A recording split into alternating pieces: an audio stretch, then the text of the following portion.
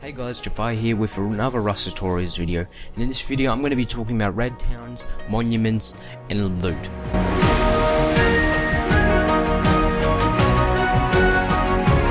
We'll start off with monuments and red towns.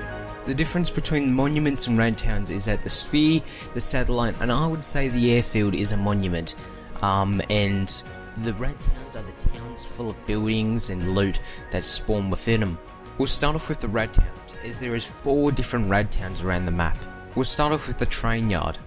The train yard has a big massive water tower at the end of it, but the train yard isn't the only one with a water tower. There is also another red town with a water tower, so if you do see a water tower, don't be thinking you're at the train yard, you could even be at the other one as well. The good thing about these water towers is when you go to them, you can actually climb up them, and they do spawn loot at the top. They also give you a nice height advantage to look around the world and maybe even snipe people.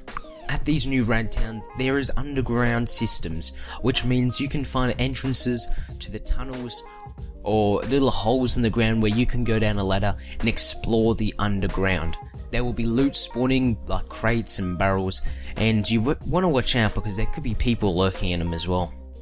In almost every red town, a pumpjack can be found at sort of the edges of the red town itself. There is only one red town that doesn't spawn the pumpjack, which is the underground train system, which we'll talk about soon. Now we'll go to the nuclear power plant. In the nuclear power plants, you'll see the 2 big towers which you are able to climb up the ladders to, and there will be loot spawning inside of them. It's just like every other red town where there is buildings you can go around and loot, but each red town has a different type of unique feel to it, and different buildings and, you know, different objects around them. Now we get to the other red town with the water tower, which is sort of a waste filtering system. In this red town, you can also go up the water tower, get some loot and look around. You can also enter a lot of other buildings which are unique to that red town and loot them as well.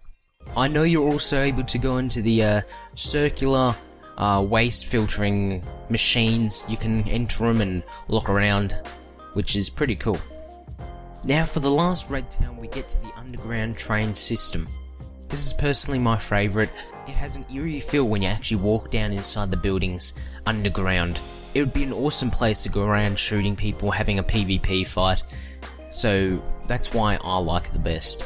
But it has a massive tunnel on the ground which you can go running across for a long time and have some pretty good battles from either ends of them.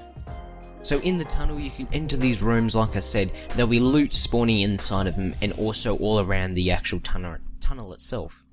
You're able to go down some shafts outside and actually enter some of the buildings from a different way instead of walking inside the tunnel, which is really cool. So be aware, if you're locking down the actual tunnel itself, people can come from other ends and other ways, so you don't want to be just watching one direction. You want to be looking around behind you and making sure someone doesn't creep up behind you and kill you. So these are the 4 new red towns, which are a new addition to the game, so chances are if you're watching this, they probably will have textures by then, but currently they do not. Now we get into the monuments, which are the oldest addition to the game. The satellite is the oldest monument of the game, so we'll start there. So the satellite has been through a big revamp recently, where they've changed the satellite a lot, and it is no longer alone. There is now neighbouring satellites which are dug underground and act like it's actually in the future, and it's sort of a post-apocalyptic feel. There'll be loot spawning around it, and sometimes a barrel will actually spawn on top of the satellite, so you can walk up the steps and go up and break that barrel and get some loot. But personally, I don't really like the satellite as it doesn't give you so much loot as the other red towns would. We'll now move on to the other monument, which is the dome. The dome is a massive sphere which consists of 2 buildings underneath, which is oil refineries, which you can refine your oil from when you do gather them from barrels underneath the actual dome itself. But you want to watch out because the dome is a hotspot for people building, sniping you and just shooting you all together, because it consists of a big parkour course you have to get up through to get to the top of the loot. So if you're not good at parkour, there's a very high chance you will fall and die while trying to get up to the dome, or to the loot at the very top.